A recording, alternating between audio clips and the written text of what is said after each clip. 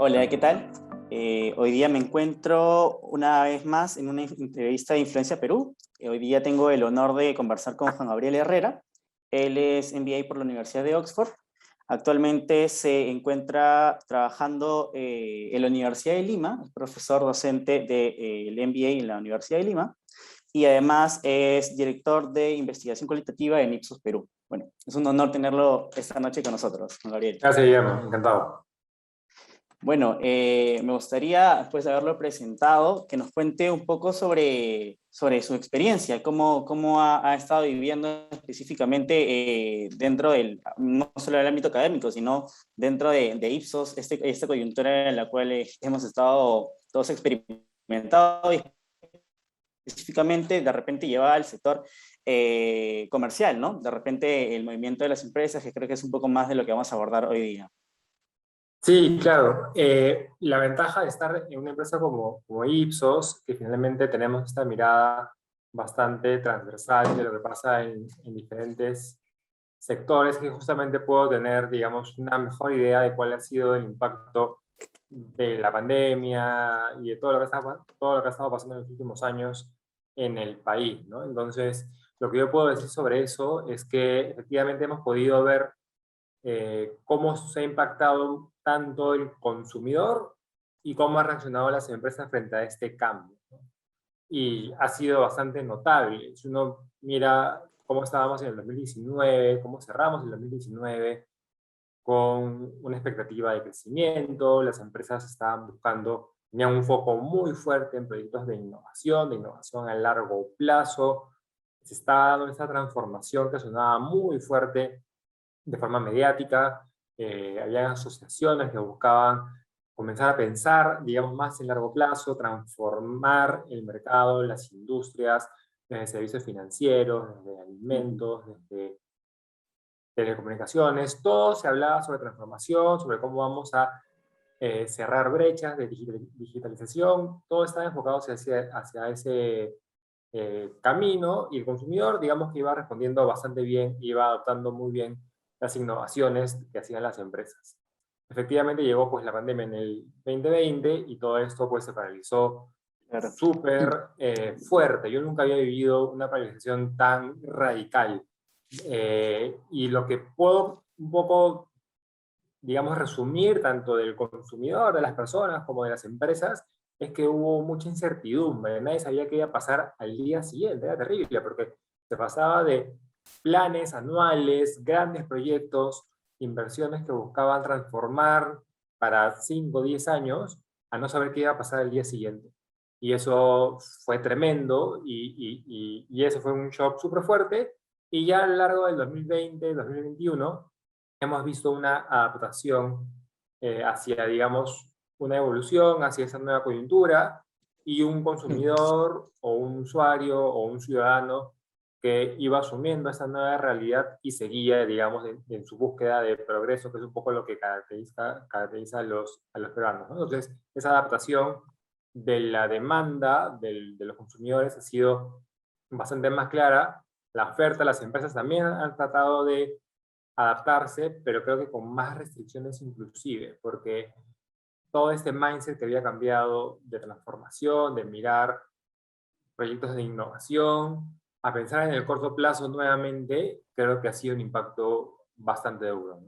Claro, yo recuerdo que al inicio de la pandemia surgió, digamos, al inicio de la pandemia, de las restricciones, hubo muchas empresas, muchas que estaban acostumbradas, por ejemplo, ya a hacer entregas por delivery, tuvieron retrasos en sus entregas, ¿no? Empresas que Totalmente. trabajaban ya con ese sistema, vieron colapsado su sistema de distribución solamente porque aumentó, digamos, la oferta, ¿no? La demanda en este caso, ¿no? Sí. Entonces, la oferta no se pudo adaptar a un ritmo, entonces creo que como que esto ha hecho que forzosamente se digitalicen muchos negocios, ¿no? Entonces, entrando un poco más a este plano, me gustaría empezar abordando el tema de oferta y demanda, ¿no? De repente, nos podría comentar en manera simple y sencilla cómo es que funciona la oferta, cómo es que funciona la demanda de las empresas y luego aterrizarlo a lo que ha venido siendo el 2020 y el 2021, ¿no?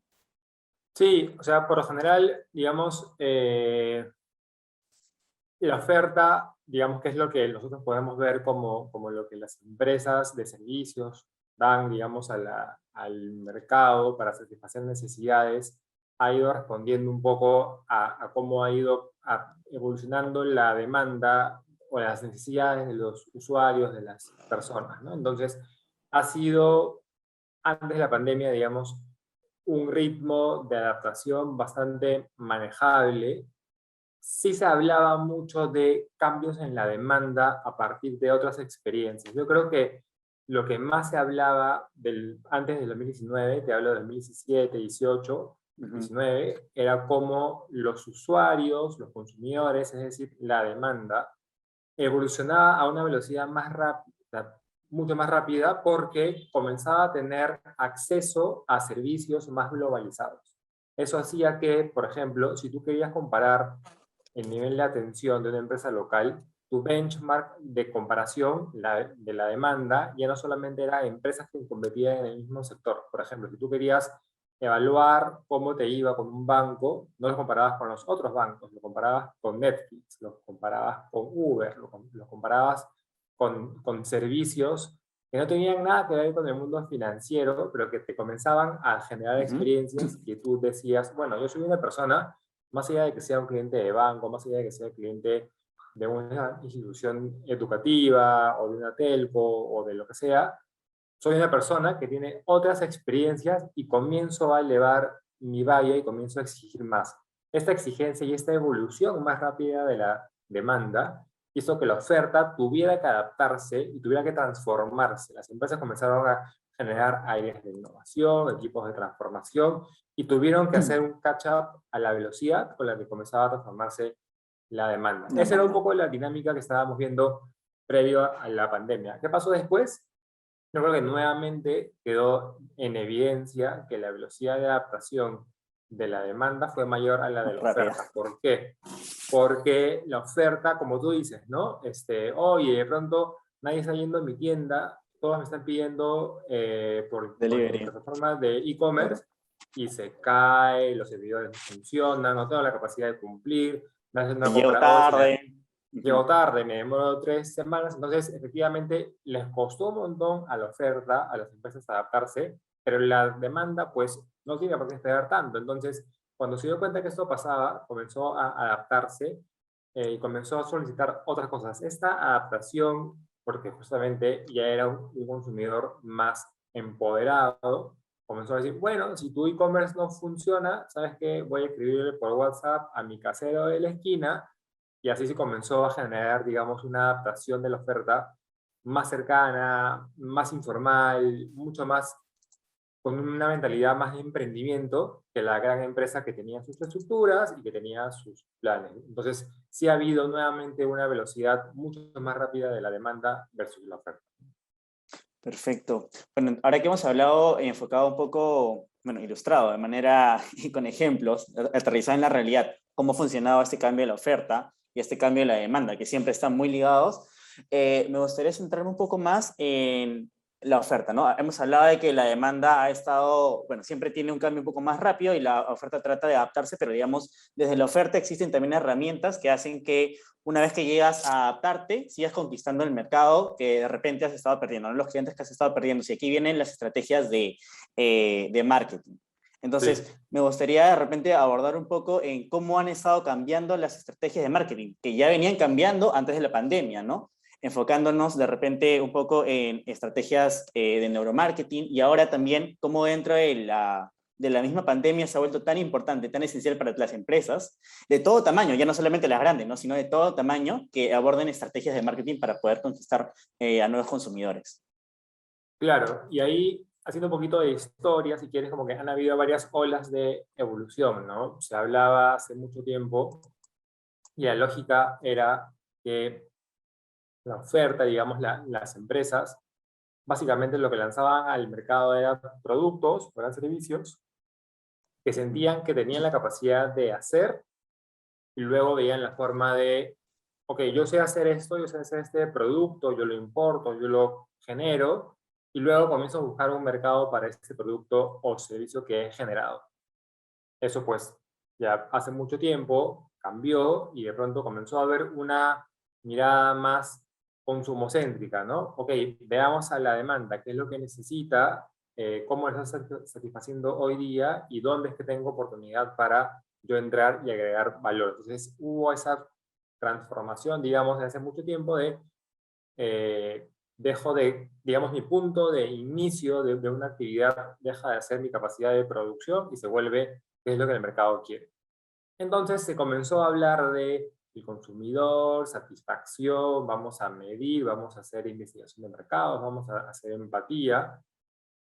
De ahí hubo una segunda ola donde se comenzó a hablar, digamos, se pasó de servicios, ok, tengo que ofrecer un buen servicio, tengo que dar una calidad óptima, a quiero generar experiencias, ¿no? Y se hablaba sobre la marca, sobre cómo se genera un vínculo entre la persona y la marca, cómo hago que se genere el CAP, cómo hago que no migre hacia otras alternativas, etcétera.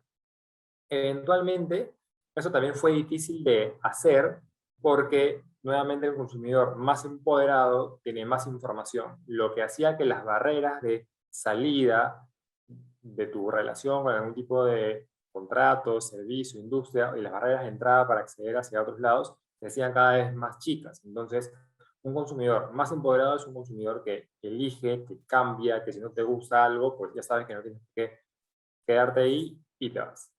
Eh, y la forma de hacer que esa propuesta de valor llegue a las personas ya no es tanto, ya digamos, no era tanto masivo de, oye, yo estoy acá, ven, ¿no? Y consúmeme de forma, digamos, así de ineficiente. Claro, en esa época no se pensaba que era ineficiente, se pensaba que era que tenías que hacer un tipo de marketing masivo, ¿no? Eventualmente eso migró a un marketing más personalizado que llevó inclusive a una comunicación más específica, ¿no? Las redes sociales, internet, todo comenzó a hacer que eso sea posible.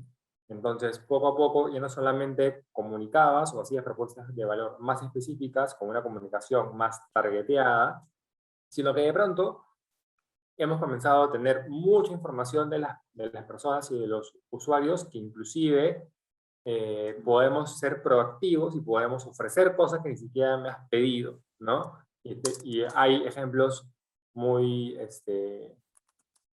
ahora, bueno, desde hace, inclusive antes de la pandemia, se hablaba mucho de todos esos dispositivos inteligentes que estaban conectados, esos Alexas, estos Siri, estos Google Home, que estaban en tus casas y que de pronto tú tenías una conversación con tu pareja, con tu familia sobre que querías irte de viaje y de pronto te llega un correo Oferta de diciéndote, oh, paquetes.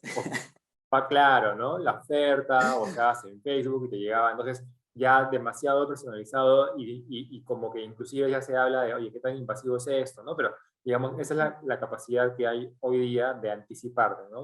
Y, y se habla mucho también de timing, ¿no? O sea, no solamente es que la oferta de valor sea correcta para esta persona a la que le estoy, a la que le quiero vender algo, quiero darle algún tipo de servicio, sino en qué momento tengo que llegar ahí, también es súper, súper clave, ¿no?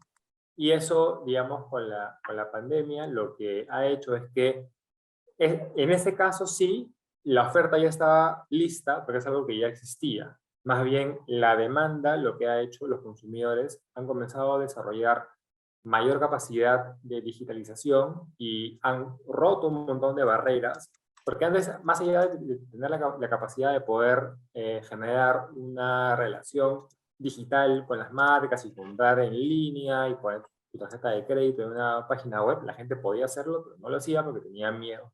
Ese miedo se fue rompiendo, como tú dijiste, a la fuerza, ¿no? Como que ya a la fuerza tuve que aprender y lo hice. Entonces, en este caso, sí fue la demanda la que, digamos, cerró esta brecha y la oferta que estaba lista, digamos, aprovechó y se comenzó a generar una relación mucho más directa y cercana, inclusive con las marcas a nivel digital. Y eso es algo que se está aprovechando cada vez más y es un cambio que por más que la gente, algunos perfiles, ahora que ya hay menos restricciones, algunos quieren volver a sus experiencias previas, ese comportamiento digital ya ha llegado para quedarse. Claro, ya la gente tiene ese conocimiento y bueno, en la medida de que se sienta más cómodo va a poder emplearlo, ¿no? Ya no el cómo hacerlo va a ser el impedimento, sino más bien las ganas, ¿no? Entonces las estrategias pueden ir un poco por cómo convenzo a estos clientes de adoptar estas nuevas medidas de comprar, por Tal ejemplo. cual. Pero ahora me gustaría abordar un punto que estabas mencionando, ¿no? Y era el punto del uso de la información para poder ofrecer productos. Probablemente no es algo tan explotado en el Perú como puede ser en otros países que tienen, digamos, volúmenes de información muchísimo más grandes y equipos que pueden manejar esos volúmenes de información para poder crear diferentes productos.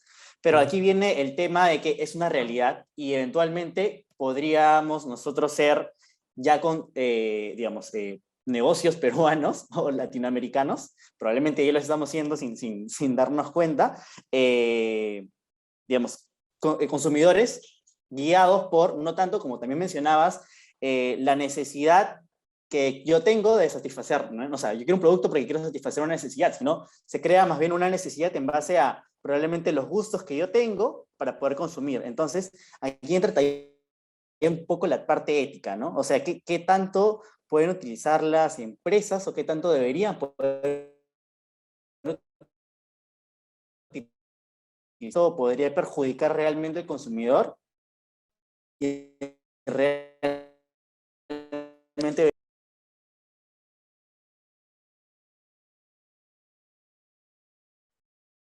Me parece que te perdí un ratito. Oh, a ver, ¿me escuchas ahora?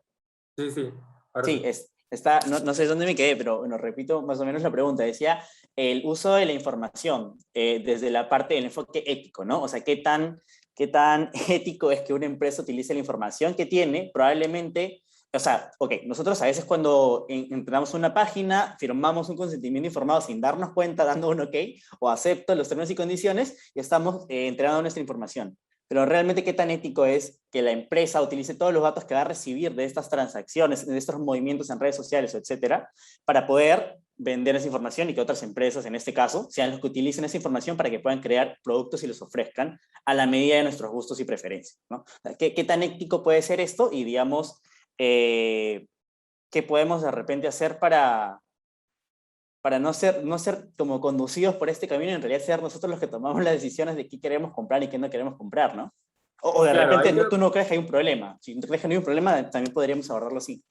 claro, yo creo que son varios conceptos, ¿no? Creo que hay algo que lo estamos viendo inclusive en países donde hay regulación súper avanzada y específica, donde se está abordando recién esos temas con grandes escándalos y hemos visto al fundador de Facebook en el Congreso de Amazon. Estados Unidos, Amazon, ¿no? Como que siendo preguntados, oye, ¿qué haces con toda la información? Entonces, estamos hablando de mercados que están regulados, ¿no?, a un nivel mucho más específico que el nuestro en temas de e-commerce, ¿no? Entonces, yo creo que lo que hace que algo esté bien o esté mal, o sea aceptable o no, que es algo tan subjetivo y hay líneas tan delgadas, creo que es comenzar por todos establecer reglas de juego adecuadas que permitan, en nuestro caso, por lo menos en nuestro mercado, que no nos limiten tanto, sino que más bien nos ayuden a romper ciertas brechas importantes para dar más acceso al consumidor, que es creo que lo que realmente importa, ¿no? Darles mayores herramientas para tomar decisiones, mayor información, que no haya tantas restricciones. Entonces yo creo que nos tendríamos que enfocar más en cómo empoderamos a este usuario para que tenga la capacidad de tomar mejores decisiones y que al volverlo un usuario o un consumidor más empoderado, más informado, con mayor herramientas, eso va a obligar a que la oferta cada vez se esfuerce más en, oye, si yo quiero que este consumidor súper informado y consciente me elija, tengo que esforzarme más y eso se genera como un círculo más virtuoso, ¿no?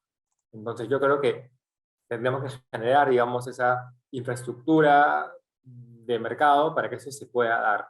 Y que, digamos, de forma más objetiva podamos regularlo y que podamos decir, oye, eso está en contra de lo que buscamos como sociedad, que es empoderar a esas personas, ¿no? Entonces, creo que es difícil eh, porque hay muchos intereses, ¿no? Hay como que hay una infraestructura que ya existe, más allá de que se haya dado este cierre de brechas, o por lo menos se ha cerrado un poco más, estas brechas siguen existiendo, ¿no? Hay mucha informalidad, hay una cultura todavía muy de, bueno, así nomás versus cómo debería ser.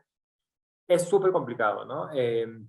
Yo creo que si las empresas usan esta información para dar servicios y ofrecer productos relevantes y adecuados en el momento correcto que facilite la toma de decisiones de las personas, creo que estamos ahí bastante bien, ¿no? Pero creo que falta muchísimo, ¿no? Para hacer un mercado que uno trate de autorregularse en la medida de lo posible y que las brechas que hay entre la oferta y la demanda, por ejemplo, ¿no? En lugar de hacer cláusulas tan difíciles o barreras de salidas tan grandes, yo creo que sí es un error grande de las empresas, ¿no? Como que hacer tan difícil que una persona se salga de un contrato, cambie de servicio, ¿no? Entonces reclame por algo. Yo creo que tendríamos que enfocarnos a ese nivel primero, bien básico, ¿no? A veces cuando tratamos de estudiar qué pasa en alguna industria, en algún mercado, y las empresas quieren, con la mejor de las intenciones, dar experiencias increíbles, experiencias wow y sobresalir. A veces lo que estudiamos de las personas es, no me ofrezcas algo, digamos, wow, cuando todavía no me puedes cumplir con lo más elemental.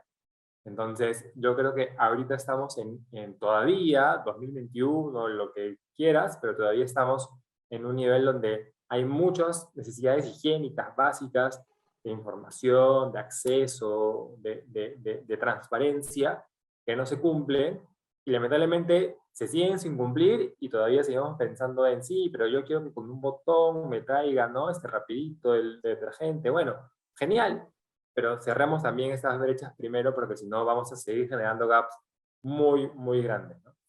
Claro, claro. Yo me quedaría con esta reflexión sobre las barreras de salida, ¿no? O sea, de repente podríamos empezar con hacer mucho más fácil el que tú puedas salir de un negocio y migrar a otro, pero no solamente solo migrar, ¿no? Probablemente también con tu información, o sea, que sea más fácil tú Totalmente. poder retirar tu información de ciertas plataformas y creo que eso sería un muy buen inicio dentro de toda esta discusión. Y ahora, esto me lleva automáticamente a una pregunta que está relacionada y tiene que ver un poco con qué es lo que se viene. Pero qué es con lo que se viene ligado con todo el contexto del que hemos hablado, ¿no? Y no puedo evitar mencionar este ejemplo de qué pasó con Amazon, ¿no? Una de las cosas que pasaba con Amazon era que ellos ofrecían un espacio para que otras empresas puedan vender sus productos. Pero el momento de que estas empresas podían vender sus productos, ponían su información. Entonces Amazon utilizó esta información para poder competir contra estas empresas que estaban dentro de su misma plataforma. Y el Ujú. caso de un caso muy conocido de una librería, ¿no? Que ofrecía ciertos libros en cierto formato y Amazon podía copiar la misma estructura de negocio que tenía y podía competir ofreciendo precios más baratos a los consumidores que pueden ser potenciales de la librería. Entonces, dentro de esta estructura de e-commerce, donde, digamos, compites tú con el dueño de la plataforma, o donde, digamos, no hay negocios muy definidos, como por ejemplo, ¿qué es Uber? ¿Es una empresa que da servicio de taxi o es una empresa que es un intermediario entre el taxista y el consumidor? Entonces no tiene que regular necesariamente el producto que está ofreciéndose. Y digamos, todas estas definiciones que están aún en camino de formarse. ¿Qué es lo que se viene para las empresas? ¿Qué es lo que se viene para todos estos emprendimientos nuevos dentro del Perú? Que creo que es una de las cosas con las cuales podríamos ir cerrando esta increíble conversación, porque creo que sería de mucho interés para las personas que nos están viendo.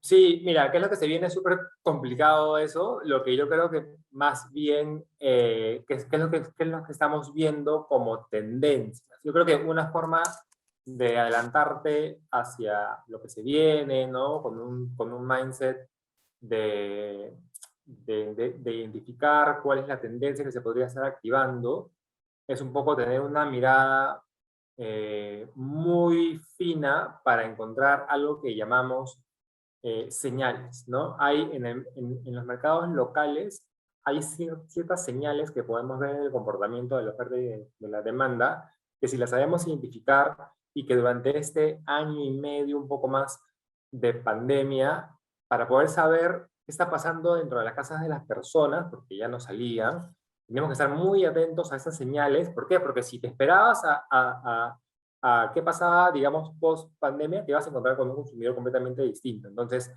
para poder adelantarte hacia el futuro y responder a esa pregunta de qué es lo que se viene, más bien hay una frase que es como que, no sé si es una frase, pero es como una lógica que es el futuro no es que de pronto llegue, ¿no? El futuro se va construyendo. Entonces, Mm, esa construcción pasa en el día a día y si tenemos ojos de empatía y estar viendo muy atentos qué está pasando con el consumidor, con las empresas, vas a ir encontrando ciertas señales que si la vas conectando, luego puedes ver, por ejemplo, en mercados más avanzados y decir, mira, en tal mercado, hace 2 años, hace 6 meses, se dio esto, ¿no? Se está dando esta tendencia global, por ejemplo, ¿no? De mayor fiscalización a las startups, ¿no? Hay startups que querían ser muy escalables y de pronto explotaron y crecieron, ¿no? O sea, sabemos lo que pasó con Uber, y de pronto se encuentran con mercados que de pronto te dicen, no, ¿no? Acá claro. hay regulación, te freno, te paro. Acá mismo se está hablando, por ejemplo, de comenzar a cobrar impuestos a ciertos servicios, se está hablando, por ejemplo, Claro. de qué es lo que pasa con esta economía geek, ¿no? Esas personas deberían ser parte de las empresas. Entonces creo que se está dando a nivel más de tendencia, no sé pero si la intención sea freno, pero esa doble clic de, a ver, bacán tu emprendimiento, bacán la escalabilidad, pero veamos de forma más sistémica qué está pasando y cómo comienzo a proteger, ¿no? Hay toda esa tendencia de proteccionismo, que es una antitendencia de la globalización, que se está dando fuerte en otros lados, y yo creo que si nos queremos adelantar un poco, tenemos que comenzar a mirar localmente qué está pasando, ¿no? Se está discutiendo de eso, el consumidor está comenzando a demandar, las regulaciones están yendo hacia ahí, comenzar a encontrar estos patrones y estas tendencias, unir esos puntos y decir, mira, lo que se puede venir es de repente igual, ¿no? Una contratendencia hacia la globalización, mayor control, mayores candados, con lo cual tendríamos que adaptarnos para eso. O decir, mira, acá nos está dando esto, todavía se puede pensar en emprendimientos que escalen y sin mayores restricciones. Entonces creo que la respuesta pasa por ser muy observadores de lo que pasa todos los días e ir encontrando, digamos, encontrando este patrón que te pueda permitir proyectarte a algún mediano plazo, ¿no? Como te decía al comienzo, antes en las empresas se hacían planes de un año, habían comités estratégicos para definir qué ibas a hacer todo un año o en los 5 años. Ahora las empresas se juntan para definir qué es lo que vas a hacer en los siguientes 2 meses y eso, ¿no? Mm. Entonces, con esa mirada tan de corto plazo, mi recomendación es estemos muy atentos a lo que pasa en el día a día y comencemos nosotros mismos a identificar qué es lo que está pasando. Se está formando una tendencia, lo que está pasando acá es algo que pasó en México, en Brasil, en España, en Corea hace 2 años, hace un año. Hay algo de eso que se está viendo acá y si es así, entonces si tengo la capacidad de verlo y anticiparme, pues voy a tener la capacidad de ir, digamos, liderando ese cambio localmente, ¿no? Entonces, mucha conexión global, mucha conexión y mucha lectura de lo que pasa en otros mercados nos va a permitir ponernos esos lentes y tratar de ser los que lideremos ese cambio aquí. Si no, vamos a ser uno más de los que reaccionen ante esos cambios, ¿no? Claro, hay que anticiparnos y seguir las tendencias como estabas diciendo. Muchas gracias, pero antes de terminar me gustaría pedir que nos dieras un mensaje final a la audiencia que nos está viendo, que probablemente está tratando de formar un emprendimiento que tiene miras de seguir por el lado de los emprendimientos o negocios tradicionales, tal vez, que están adaptándose igual dentro de todo este contexto de ya casi post pandemia. E igual a toda la gente que nos está viendo, que de repente no está tan metida en esos temas, pero le interesan y Mm. creen que es una manera de que, digamos, como Perú sigamos creciendo. Que es al final una de las cosas que como influencia nosotros tratamos de hacer, verlo desde diferentes perspectivas. Hemos estado abordando la parte política, pero dentro de la parte política no es lo único, ¿no? Necesitamos también reactivar nuestra economía y creo que pasa por todas las cosas que también estamos conversando hoy día. Sí, yo creo que como mensaje final estamos en un momento en el que la información abunda y la dificultad no pasa por obtenerla, sino por saber qué hacer con ella. Entonces, yo creo que es quien tenga la capacidad de acceder a fuentes confiables, serias de información que me puedan inspirar, que me puedan llevar a tener esa mirada más de proyección, eh, acceso a esa información, tener la capacidad de curarla, digamos, de analizarla y entenderla, ya sea que quieras hacer un emprendimiento, o que tengas uno, o que seas trabajador dependiente, no importa el rol que tengas, creo que si tienes esa capacidad de interpretar la información de forma correcta y tomar decisiones basadas en información y no basadas necesariamente en intuiciones, vas a tener muchas mejores chances de ser exitoso o exitosa en tu emprendimiento o en el rol o en el cambio que tú quieras hacer. Eso por un lado, en cuanto a la información, y hay un montón de fuentes libres, ¿no? Hay publicaciones, cada vez Perú comienza a publicar más información de estudios libres, de instituciones, las universidades mismas tienen estudios, ¿no?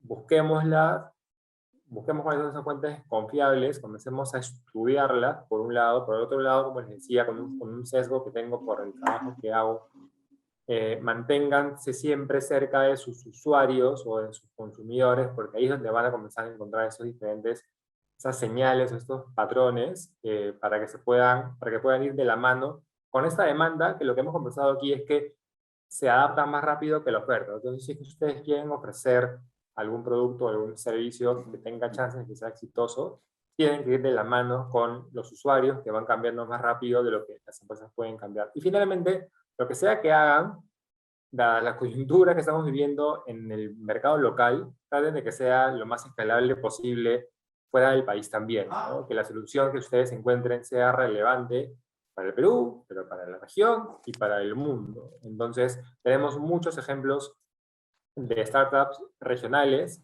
que son unicornios, que les ha ido recontra bien. En Perú tenemos algunas que están a punto de coger ese tamaño. Creana, por ejemplo, se espera que sea el primer unicornio. Tratemos de mirar a esos emprendimientos para tratar de emular este apetito que ellos tenían por ir más allá del mercado local. Creo que eso es clave y apunten hacia eso, ¿no?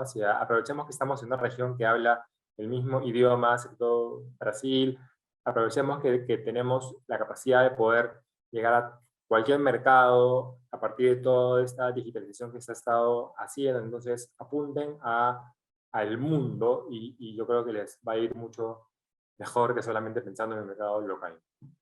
Muchas gracias, Juan Gabriel. Ha sido, creo que una conversación bastante fructífera, va a ayudar, yo espero, a muchas personas, e igual a las personas que no estén dedicándose a este rubro, les sale el panorama. Y creo que me gustaría cerrar con una frase que dijiste, es tomar decisiones basadas en información. Y esto creo que aplica a todo. Entonces creo que podemos irnos con esta última frase y agradecerte de nuevo por tu tiempo. Esperamos contar en otro momento de nuevo con tu participación. Nada más, gracias. Seguro, muchas gracias a ti, a Lucero, a todo el equipo y ojalá que les haya servido. Muchas gracias, nos estamos viendo. Cuídate, chao.